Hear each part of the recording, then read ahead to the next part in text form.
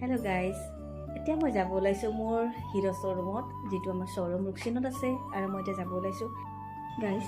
এতিয়া মই আহি গ'লোঁ শ্ব'ৰুমত পাইছোঁ, বৰ্তমান বহিছোঁ। এতিয়া মই আকৌ লগ পাই আছোঁ।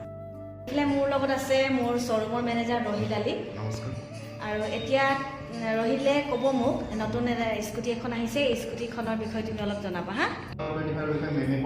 দেখাই দিব বিচাৰিছোঁ যে আপোনাৰ ডেষ্টিনি 125 টপ মডেল উইথ আপোনালোকৰ চাৰ্জিং ফেচিলিটি সৈতে আহিবগৈ, ব্লুটুথ কানেক্টিভিটি উইথ আপোনালোকে চিলিণ্ডাৰো সোমাই যাব, উইথ মেটেল বডি হয়গৈ। তো তাৰ লগতে যিমান স্কুটাৰ আছে চবতকৈ চিট লম্বা স্কুটাৰ বুলি ক'লে এইখনে পাব।